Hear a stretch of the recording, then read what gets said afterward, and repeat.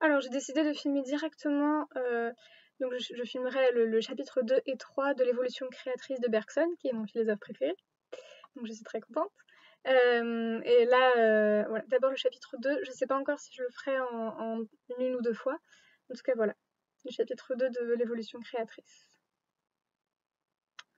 Les directions divergentes de l'évolution de la vie, torpeur, intelligence, instinct. Le mouvement évolutif serait chose simple, nous aurions vite fait d'en déterminer la direction, si la vie décrivait une trajectoire unique, comparable à celle d'un boulet plein lancé par un canon. Mais nous avons affaire ici à un obus qui a tout de suite éclaté en fragments, lesquels, étant eux-mêmes des espèces d'obus, ont éclaté à leur tour en fragments destinés à éclater encore, et ainsi de suite pendant fort longtemps. Nous ne percevons que ce qui est le plus près de nous, les mouvements éparpillés des éclats pulvérisés. C'est en partant d'eux que nous devons remonter, de degré en degré, jusqu'au mouvement originel. Quand l'obus éclate, sa fragmentation particulière s'explique tout à la fois par la force explosive de la poudre qu'il renferme et par la résistance que le métal y oppose. Ainsi pour la fragmentation de la vie en individus et en espèces. Elle tient, croyons-nous, à 2 séries de causes. La résistance que la vie éprouve de la part de la matière brute et la force explosive due à un équilibre instable de tendance que la vie porte en elle. La résistance de la matière brute à l'obstacle qu'il fallut tourner d'abord. La vie semble y avoir réussi à force d'humilité, en se faisant très petite et très insinuante, biaisante avec les forces physiques et chimiques, consentant même à faire avec elle une partie du chemin, comme l'aiguille de la voie ferrée quand elle adopte pendant quelques instants la direction du rail dont elle veut se détacher. Des phénomènes observés dans les formes les plus élémentaires de la vie, on ne peut dire s'ils sont encore physiques et chimiques ou s'ils sont déjà vitaux. Il fallait que la vie entrât ainsi dans les habitudes de la matière brute, pour entraîner peu à peu sur une autre voie cette matière magnétisée. Les formes animées qui parurent d'abord furent donc d'une simplicité extrême. C'étaient sans doute de petites masses de protoplasme à peine différenciées, comparables du dehors aux amibes que nous observons aujourd'hui, mais avec, en plus, la formidable poussée intérieure qui devait les hausser jusqu'aux formes supérieures de la vie. Qu'en vertu de cette poussée, les premiers organismes aient cherché à grandir le plus possible, cela nous paraît probable. Mais la matière organisée a une limite d'expansion bien vite atteinte. Elle se dédouble plutôt que de croître au-delà d'un certain point. Il fallut sans doute des siècles d'efforts et des prodiges de subtilité pour que la vie tournât ce nouvel obstacle. Elle obtint d'un nombre croissant d'éléments, prêts à se dédoubler, qu'ils restassent unis. Par la division du travail, elle noie entre eux un indissoluble lien. L'organisme complexe et quasi discontinu fonctionne ainsi comme eût fait une masse vivante continue qui aurait simplement grandi. Mais les causes vraies et profondes de division étaient celles que la vie portait en elle. Car la vie est tendance, et l'essence d'une tendance est de se développer en forme de gerbe, créant, par le seul fait de sa croissance, des directions divergentes entre lesquelles se partagera son élan. C'est ce que nous observons sur nous-mêmes dans l'évolution de cette tendance spéciale que nous appelons notre caractère. Chacun de nous, en jetant un coup d'œil rétrospectif sur son histoire, constatera que sa personnalité d'enfant, quoique indivisible, réunissait en elle des personnes diverses qui pouvaient rester fondues ensemble parce qu'elles étaient à l'état naissant. Cette décision pleine de promesses est même un des plus grands charmes de l'enfance. Mais les personnalités qui s'entrepénètrent deviennent incompatibles en grandissant, et comme chacun de nous ne vit qu'une seule vie, force lui est de faire un choix. Nous choisissons en réalité sans cesse, et sans cesse aussi nous abandonnons beaucoup de choses. La route que nous parcourons dans le temps est jonchée des débris de tout ce que nous commencions d'être, de tout ce que nous aurions pu devenir. Mais la nature, qui dispose d'un nombre incalculable de vies, n'est point astreinte à de pareils sacrifices. Elle conserve les diverses tendances qui ont bifurqué en grandissant. Elle crée avec elle des séries divergentes d'espèces qui évolueront séparément. Ces séries pourront d'ailleurs être d'inégale importance. L'auteur qui commence un roman met dans son héros une foule de choses auxquelles il est obligé de renoncer à mesure qu'il avance. Peut-être les reprendra-t-il plus tard dans d'autres livres, pour composer avec elles des personnages nouveaux qui apparaîtront comme des extraits, ou plutôt comme des compléments du premier. Mais presque toujours ceux-ci auront quelque chose d'étriqué en comparaison du personnage originel. Ainsi pour l'évolution de la vie. Les bifurcations au cours du trajet ont été nombreuses, mais il y a eu beaucoup d'impasses à côté de 2 ou 3 grandes routes. Et de ces routes elles-mêmes, une seule, celle qui monte le long des vertébrés jusqu'à l'homme, a été assez large pour laisser passer librement le grand souffle de la vie. Nous avons cette impression quand nous comparons les sociétés d'abeilles ou de fourmis, par exemple, aux sociétés humaines. Les premières sont admirablement disciplinées et unies, mais figées. Les autres sont ouvertes à tous les progrès, mais divisées, et en lutte incessante avec elles-mêmes. L'idéal serait une société toujours en marche et toujours en équilibre, Mais cet idéal n'est peut-être pas réalisable. Les deux caractères qui voudraient se compléter l'un l'autre, qui se complètent même à l'état embryonnaire, deviennent incompatibles en s'accentuant. Si l'on pouvait parler, autrement que par métaphore, d'une impulsion à la vie sociale, il faudrait dire que le gros de l'impulsion s'est porté le long de la ligne d'évolution qui aboutit à l'homme, et que le reste a été recueilli sur la voie conduisant aux hyménoptères. Les sociétés de fourmis et d'abeilles présenteraient ainsi l'aspect complémentaire des nôtres. Mais ce ne serait là qu'une manière de l'exprimer. Il n'y a pas eu d'impulsion particulière à la vie sociale. Il y a simplement le mouvement général de la vie, lequel crée, sur des lignes divergentes, des formes toujours nouvelles. Si des sociétés doivent apparaître sur deux de ces lignes, elles devront manifester la divergence des voies en même temps que la communauté de l'élan. Elles développeront ainsi deux séries de caractères que nous trouverons vaguement complémentaires l'une de l'autre. L'étude du mouvement évolutif consistera donc à démêler un certain nombre de directions divergentes, à apprécier l'importance de ce qui s'est passé sur chacune d'elles, en un mot, à déterminer la nature des tendances dissociées et à en faire le dosage. Combinant alors ces tendances entre elles, on obtiendra une approximation ou plutôt une imitation de l'indivisible principe moteur de procéder leur élan. C'est dire qu'on verra dans l'évolution tout autre chose qu'une série d'adaptations aux circonstances, comme le prétend le mécanisme, tout autre chose aussi que la réalisation d'un plan d'ensemble, comme le voudrait la doctrine de la finalité. Que la condition nécessaire de l'évolution soit l'adaptation au milieu, nous ne le contestons aucunement. Il est trop évident qu'une espèce disparaît quand elle ne se plie pas aux conditions d'existence qui lui sont faites. Mais autre chose est reconnaître que les circonstances extérieures sont des forces avec lesquelles l'évolution doit compter, autre chose soutenir qu'elles sont les causes directrices de l'évolution. Cette dernière thèse est celle du mécanisme. Elle exclut absolument l'hypothèse d'un élan originel, je veux dire d'une poussée intérieure qui porterait la vie, par des formes de plus en plus complexes, à des destinées de plus en plus hautes. Cet élan est pourtant visible, et un simple coup d'œil jeté sur les espèces fossiles nous montre que la vie aurait pu se passer d'évoluer, ou n'évoluer que dans des limites très restreintes, si elle avait pris le parti, beaucoup plus commode pour elle, de s'ankyloser dans ses formes primitives. Certains foraminifères n'ont pas varié depuis l'époque silurienne. Impassibles témoins des révolutions sans nombre qui ont bouleversé notre planète, les lingules sont aujourd'hui ce qu'elles étaient au temps les plus reculés de l'ère paléozoïque. La vérité est que l'adaptation explique les sinuosités du mouvement évolutif, mais non pas les directions générales du mouvement, encore moins le mouvement lui-même. La route qui mène à la ville est bien obligée de monter les côtes et de descendre les pentes, elle s'adapte aux accidents du terrain. Mais les accidents de terrain ne sont pas cause de la route et ne lui ont pas non plus imprimé sa direction. À chaque moment, ils lui fournissent l'indispensable, le sol même sur lequel elle se pose. Mais si l'on considère le tout de la route et non plus chacune de ses parties, les accidents de terrain n'apparaissent plus que comme des empêchements ou des causes de retard, car la route visait simplement la ville et aurait voulu être une ligne droite. Ainsi pour l'évolution de la vie et pour les circonstances qu'elle traverse, avec cette différence toutefois que l'évolution ne dessine pas une route unique, qu'elle s'engage dans des directions sans pourtant viser des buts, et qu'enfin elle reste inventive jusque dans ses adaptations. Mais si l'évolution de la vie est autre chose qu'une série d'adaptations à des circonstances accidentelles, elle n'est pas davantage la réalisation d'un plan.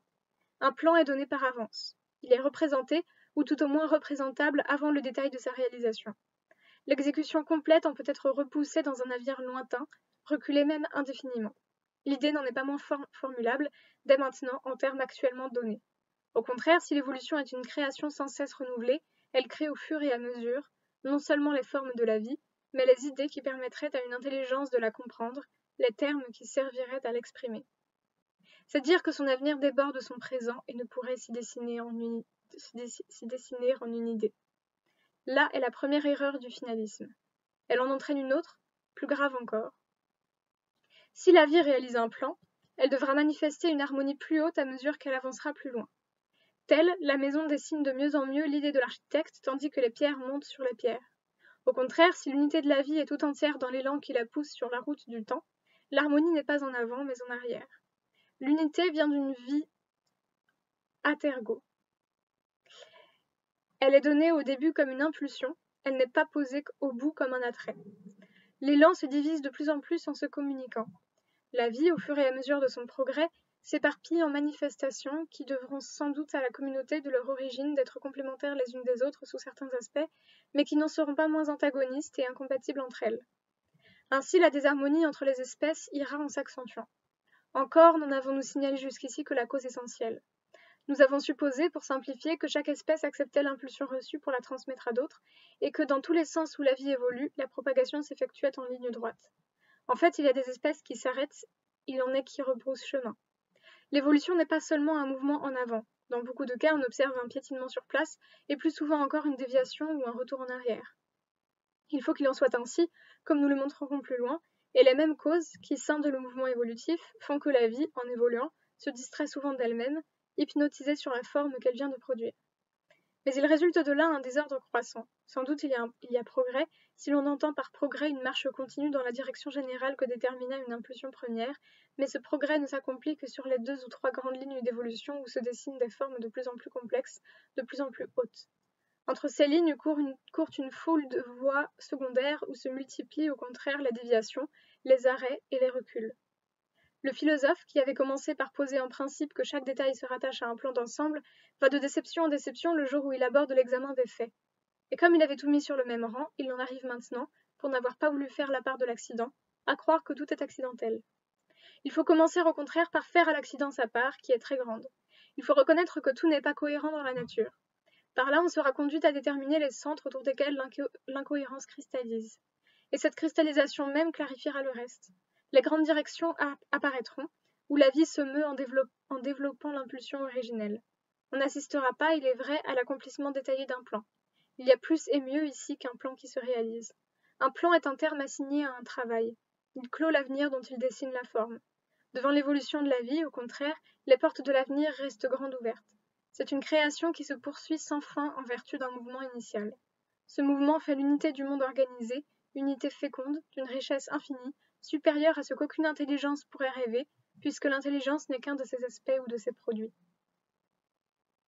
Mais il est plus facile de définir la méthode que de l'appliquer. L'interprétation complète du mouvement évolutif dans le passé, tel que nous le concevons, ne serait possible que si l'histoire du monde organisé était faite. Nous sommes loin d'un pareil résultat. Les généalogies qu'on propose pour les diverses espèces sont le plus souvent problématiques. Elles varient avec les auteurs, avec les vues théoriques dont elles s'inspirent, et soulèvent des débats que l'état actuel de la science ne permet pas de trancher. Mais, en comparant les diverses solutions entre elles, on verra que la controverse porte plutôt sur le détail que sur les grandes lignes. En suivant les grandes lignes d'aussi près que possible, nous serons donc sûrs de ne pas nous égarer. Elles seules nous imposent d'ailleurs, car nous ne visons pas, comme le naturaliste, à retrouver l'ordre de succession des diverses espèces, mais seulement à définir les directions principales de leur évolution. Encore ces directions n'ont-elles pas toutes pour nous le même intérêt? C'est de la voie qui conduit à l'homme que nous devons nous occuper plus particulièrement. Nous ne perdrons donc pas de vue, en les suivant les unes et les autres, qu'il s'agit surtout de déterminer le rapport de l'homme à l'ensemble du règne animal et la place du règne animal lui-même dans l'ensemble du monde organisé. Pour commencer par le second point, disons qu'aucun caractère précis ne distingue la plante de l'animal. Les essais tentés pour définir rigoureusement les deux règnes ont toujours échoué. Il n'est pas une seule propriété de la vie végétale qui ne se soit retrouvée, à quelques degrés, chez certains animaux, pas un seul trait caractéristique de l'animal qu'on ait pu observer chez certaines espèces ou à certains moments dans le monde végétal. On comprend donc que des biologistes épris de rigueur aient tenu pour artificielle la distinction entre les deux règnes. Ils auraient raison si la définition devait se faire ici comme dans les sciences mathématiques et physiques par certains attributs statiques que l'objet défini possède et que les autres ne possèdent pas. Bien différent, à notre avis, est le genre de définition qui convient aux sciences de la vie. Il n'y a guère de manifestations de la vie qui ne contiennent à l'état rudimentaire, ou latent ou virtuel, les caractères essentiels de la plupart des autres manifestations. La différence, c'est dans les proportions. Mais cette différence de proportion suffira à définir le groupe où elle se rencontre, si l'on peut établir qu'elle n'est pas accidentelle et que le groupe, à mesure qu'il évoluait, tendait de plus en plus à mettre l'accent sur ses caractères particuliers. En un mot, le groupe ne se définira plus par la possession de certains caractères, mais par sa tendance à les accentuer. Si l'on se place à ce point de vue, si l'on tient moins compte des états plus que des tendances, on trouve que végétaux et animaux peuvent se définir et se distinguer d'une manière précise et qu'ils correspondent bien à deux développements divergents de la vie. Cette divergence s'accuse d'abord dans le mode d'alimentation. On sait que le végétal emprunte directement à l'air, à l'eau et à la terre les éléments nécessaires à l'entretien de la vie, en particulier le carbone et l'azote. Il les prend sous leur forme minérale. Au contraire, l'animal ne peut s'emparer de ces mêmes éléments que s'ils ont déjà été fixés pour lui dans des substances organiques par les plantes ou par des animaux qui, directement ou indirectement, les doivent à des plantes, de sorte qu'en définitive, c'est le végétal qui alimente l'animal. Il est vrai que cette loi souffre bien des exceptions chez les végétaux. On n'hésite pas à classer parmi les végétaux le drosera, la dionée, le pinguicula, qui sont des plantes insectivores. D'autre part, les champignons, qui occupent une place si considérable dans le monde végétal, s'alimentent comme des animaux. qu'ils soient ferments, saprophytes ou parasites, c'est à des substances organiques déjà formées qu'ils empruntent leur nourriture. On ne saurait donc tirer de cette différence une définition statique qui tranche automatiquement, dans n'importe quel cas, la question de savoir si l'on a affaire à une plante ou à un animal. Mais cette différence peut fournir un commencement de définition dynamique des deux règnes, en ce qu'elle marque que les deux directions divergentes où végétaux et animaux ont pris leur essor. C'est un fait remarquable que les champignons, qui sont répandus dans la nature avec une si extraordinaire abondance, n'aient pas pu évoluer. Ils ne s'élèvent pas organiquement au-dessus des tissus qui, chez les végétaux supérieurs, se forment dans le sac embryonnaire de l'ovule et précèdent le développement germinatif du nouvel individu. Ce sont, pourrait-on dire, les avortons du monde végétal. Leurs diverses espèces constituent autant d'impasses, comme si, en renonçant au mode d'alimentation ordinaire des végétaux, ils s'arrêtaient sur la grande route de l'évolution végétale. Quant aux Droseraces, aux Dionnées, aux plantes insectivores en général, ils s'alimentent comme les autres plantes par leurs racines. Ils fixent aussi, par leurs parties vertes, le carbone de l'acide carbonique contenu dans l'atmosphère.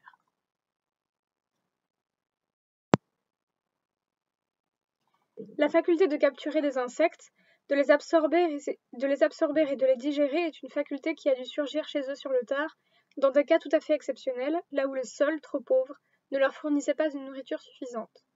D'une manière générale, si l'on s'attache moins à la présence des caractères qu'à leur tendance à se développer, et si l'on tient pour essentielle la tendance le long de laquelle l'évolution a pu se continuer indéfiniment, on dira que les végétaux se distinguent des animaux par le pouvoir de créer de la matière organique aux dépens d'éléments minéraux qu'ils tirent directement de l'atmosphère, de la terre et de l'eau. Mais à cette différence s'en rattache une autre, déjà plus profonde. L'animal, ne pouvant fixer directement le carbone et l'azote qui sont partout présents, est obligé de chercher, pour s'en nourrir, les végétaux qui ont déjà fixé ces éléments ou les animaux qui les ont empruntés eux-mêmes au règne végétal. L'animal est donc nécessairement mobile. Depuis l'amibe, qui lance au hasard des pseudopodes pour saisir les matières organiques éparses dans une goutte d'eau, jusqu'aux animaux supérieurs qui possèdent des organes sensoriels pour reconnaître leur proie, des organes locomoteurs pour aller la saisir, un système nerveux pour coordonner leurs mouvements et leurs sensations, la vie animale est caractérisée dans sa direction générale par la mobilité dans l'espace. Sous sa forme la plus rudimentaire, l'animal se présente comme une petite masse de protoplasme enveloppée tout au plus d'une mince pellicule albuminoïde qui lui laisse pleine liberté de se déformer et de se mouvoir. Au contraire, la cellule végétale s'entoure d'une membrane de cellulose qui la condamne à l'immobilité. Et de bas en haut du règne végétal, ce sont les mêmes habitudes de plus en plus sédentaires, la plante n'ayant pas besoin de se déranger et trouvant autour d'elle, dans l'atmosphère, dans l'eau et dans la terre où elle est placée, les éléments minéraux qu'elle s'approprie directement. Certes, des phénomènes de mouvement s'observent aussi chez les plantes. Darwin a écrit un beau livre sur les mouvements des plantes grimpantes. Il a étudié les manœuvres de certaines plantes insectivores, telles que le drosera et la dionée, pour saisir leur proie. On connaît les mouvements des feuilles de l'acacia, de la sensitive, etc. D'ailleurs, le va-et-vient du protoplasme végétal à l'intérieur de son enveloppe est là pour témoigner de sa parenté avec le protoplasme des animaux. Inversement, on noirait dans une foule d'espèces animales, généralement parasites, des phénomènes de fixation analogues à ceux des végétaux. Ici encore, on se tromperait si l'on prétendait faire de la fixité et de la mobilité deux caractères qui permettent de décider, à simple inspection, si l'on est en présence d'une plante ou d'un animal. Mais la fixité, chez l'animal, apparaît le plus souvent comme une torpeur où l'espèce serait tombée, comme un refus d'évoluer plus loin dans un certain sens. Elle est proche parente du parasitisme et s'accompagne de caractères qui rappellent ceux de la vie végétale.